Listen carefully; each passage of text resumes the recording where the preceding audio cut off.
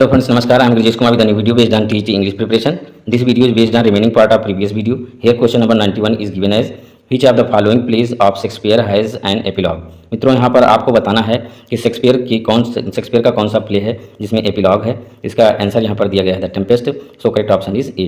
Next question number 92 is given as Hamlet's famous speech to be or not to be, that is the question occurs in। Friends यहाँ पर आपको बताना है कि Hamlet के द्वारा दी गई स्पीच टू बी और नॉट टू बी, ये क्वेश्चन किस एक्ट और किस सीन में आती है, ये आपको बताना है। 92 के लिए यहाँ पर आंसर हो जाएगा डी। यहाँ पर ऑप्शन डी सही हो जाएगा। एक्ट 3 सीन फर्स्ट में ये आता है। फ्रेंड्स यहाँ पर आपसे मैं एक प्रश्न पूछना चाहूँगा कि टू बी और नॉट टू बी में कौन सा फिगर ऑफ स्पीच है। कमेंट के माध्यम से अवश्य आप बताएंगे। Next question number 93 is who says good night sweet prince and flights of angels sing the to thy rest। Friends यहाँ पर आपको बताना है कि ये स्टेटमेंट किसके द्वारा कहा गया है। तो 93 के लिए यहाँ पर सही आंसर हो जाएगा होरेशियो के द्वारा ये कहा गया था। So correct option is D. Next question number 94 what poison does Claudius pour into the ear of Hamlet's father causing his death. Friends यहाँ पर आपको बताना है कि क्लॉडियस जो कि हैमलेट का चाचा था, इसने कौन सा जहर जो है हैमलेट के पिताजी के कान में डाला था जिसकी वजह से उसकी मृत्यु हो गई थी। तो यहाँ पर 94 के लिए आंसर दिया गया है हेवेनॉन जो है जहर उसने कान में डाला था, इसका रस। So correct option is B. Next question number 95 is given here. 95 is as who is Voltemand कौन था, यहाँ पर आपको आंसर करना है। 95 के लिए यहाँ पर आंसर हो जाएगा ambassador to the king of Norway from the king of Denmark. So correct option is A. Next question number 96।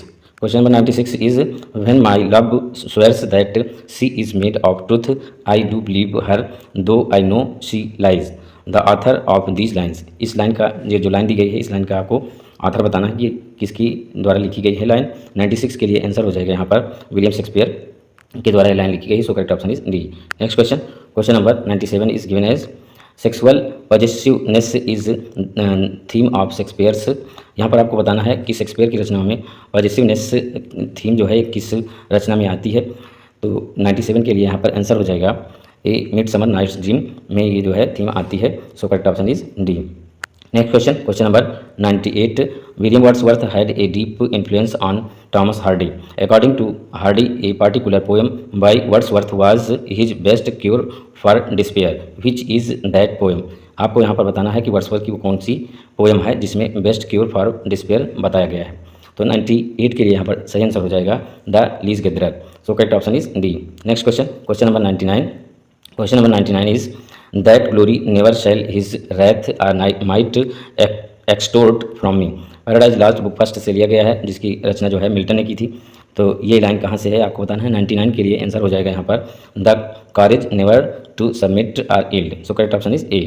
Next question number 100 the term womanism was first used by. ये term womanism ये किसके द्वारा सबसे पहले use किया गया था, यहाँ पर आपको आंसर करना है। तो यहाँ पर दिया गया है इसका आंसर एलाइस वॉकर के द्वारा ये यूज़ किया गया था। So correct option is D. Question number 101 William Shakespeare's Julius Caesar Antony and Cleopatra and Coriolanus are based on. यहाँ पर मित्रों आपको बताना कि विलियम शेक्सपियर के द्वारा रचित जूलियस सीजर में एंटोनी और क्लियोपात्रा और कोरियोलेनस ये किस बेस पर हैं।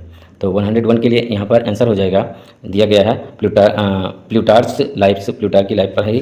सो correct option is D. Next question number 102 identify the sonnet upon sonnet by William Wordsworth. William Wordsworth के द्वारा सोनेट अपॉन सोनेट इसमें से कौन सा है, तो इसका आंसर यहाँ पर दिया गया है 102 के लिए डी दिया गया है nuns freight not at there convents narrow room. So correct option is D. Next question number 103 is given here। 103 is as follows। 103 is as plagiarism is a well-known word and concept academic circles। The word plagiarious in literature however meant। यहाँ पर आपको मित्रों बताना है कि plagiarism का क्या मतलब होता है। यहाँ पर इसका आंसर दिया गया है a torture or plunderer. So correct option is D. Question number 104 the Lyrical Ballads was published in. Lyrical Ballads कब पब्लिश हुआ था, यहाँ पर आपको 104 के लिए आंसर करना है। तो इसका आंसर दिया गया है 1798। So correct option is C. Next question number 105 which of the following statement is true और sorry, which of the following statement is not true. Areopagitica के लिए कौन सा स्टेटमेंट यहाँ पर ट्रू नहीं है आपको बताना है 105 के लिए। इसका आंसर दिया गया है it spreads for British privileges regarding free traders. So correct option is C. Question number 106, the line present fears are less than horrible imaginings appear in. यहाँ पर आपको मित्रों बताना है कि ये लाइन कहाँ से है। 106 के लिए यहाँ पर आंसर हो जाएगा मैकबेथ की लाइन है। So correct option is A. Question number 107, Samson Agonistes shows Milton's desire to bring over into English.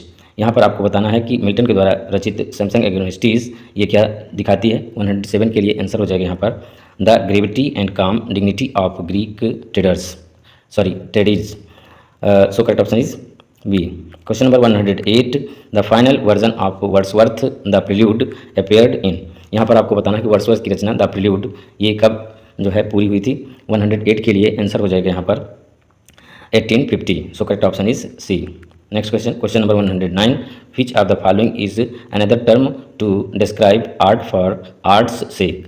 यहाँ पर आपको बताना है कि आर्ट फॉर आर्ट्स सेक के लिए कौन सा और टर्म यूज़ किया जा सकता है। 109 के लिए आंसर हो जाएगा एस्थेटिज्म जो है इसके लिए जो है दूसरा टर्म हो जाएगा। सो correct option is A. Question number 110, romanticism was liberalism in literature, who said this. इस लाइन को किसने कहा था ये आपको बताना है। 110 के लिए आंसर हो जाएगा Victor Hugo. So correct option is A. Question number 111, match the following sonnets of William Shakespeare with their respective numbers. यहाँ पर आपको बताना है कि विलियम शेक्सपियर के द्वारा जो सॉनेट लिखे गए हैं इनका रेस्पेक्टिव नंबर क्या है। इसके लिए यहाँ पर जो है कई स्टेटमेंट दिए गए हैं और इसका मिलान करना है आपको। 111 के लिए आंसर हो जाएगा यहाँ पर ए। यहाँ पर ऑप्शन दिया गया है ए, ये ऑप्शन सही है। So correct option is A. Next question number 112 is as follows, Wordsworth compares the stretch of daffodils in his poem daffodils to. यहाँ पर आप वर्ड्सवर्थ की रचना जो डेफोडिल्स है इसके विषय में आपको बताना है। 112 के लिए आंसर हो जाएगा यहाँ पर the twinkling of stars in the milky way. So correct option is A. Question number 113, Milton was appointed to the position of Latin secretary to Cromwell's government chiefly due to his work। यहाँ पर आपको बताना है कि Milton को जो है Latin secretary to क्रॉम्वेल government के लिए मुखिया कब किस कार्य के लिए चुना गया था। तो 113 के लिए यहाँ पर आंसर हो जाएगा, यहाँ पर दिया गया है on the tenure of kings and magistrates. So correct option is C. Next question number 114, that poetry should portrait the naked and native dignity of man was pronounced by. ये लाइन किसके द्वारा कही गई है आपको बताना है। 114 के लिए यहाँ पर आंसर हो जाएगा Wordsworth. So correct option is C. Question number 115, in which of the following does Manoa report the end of the protagonist in Milton's Samson Agonistes. Friends यहाँ पर आपको बताना है कि मिल्टन के द्वारा जो सैमसंग एग्नोस्टीज लिखा गया है इसमें मैनो क्या रिपोर्ट करता है लास्ट में। तो 115 के लिए यहाँ पर आंसर हो जाएगा calm of mind all passion spent. So correct option is C. Question number 116, the term practical criticism is coined by. ये टर्म किसके द्वारा कॉइन किया गया है आपको बताना है। 116 के लिए आंसर हो जाएगा यहाँ पर I.A. रिचर्ड्स के द्वारा ये टर्म कॉइन किया गया है। So correct option is C. Question number 117, in which play does Shakespeare introduce us to the world of fairies with the roguish imp of folklore Puck. यहाँ पर आपको इसका आंसर करना है। 117 के लिए आंसर हो जाएगा यहाँ पर A Midsummer Night's Dream. So correct option is D. Question number 118, which romantic poet coined the famous phrase spots of time. ये जो टर्म किसके द्वारा क्वाइन किया गया है आपको बताना है। 118 के लिए यहाँ पर आंसर हो जाएगा विलियम वर्ड्सवर्थ ने इसको क्वाइन किया था। So correct option is B. Next question number 119 is as follows, yes. In which of his tracts does Milton say, he who destroys a good book kills reason itself, kills the image God as it were in the eyes। इसके लिए आपको answer करना है, सही option बताना है आपको। 119 के लिए यहाँ पर आंसर हो जाएगा एरोपैजिका जो इनकी रचना है मिल्टन की। So correct option is B. Next question number 120, John Milton's L'Allegro invokes which grace with whom he means to live। इसका आंसर आपको करना है। 120 के लिए आंसर हो जाएगा यहाँ पर हैप्पीनेस को ये बताती है। So correct option is C. Question number 121, theme of the Areopagitica is. Areopagitica की थीम क्या है, विषय वस्तु क्या है, तो यहाँ पर इसका आंसर दिया गया है freedom of press. So correct option is B. Question number 122, what name does Rosalind assume for her disguised self in as you like it.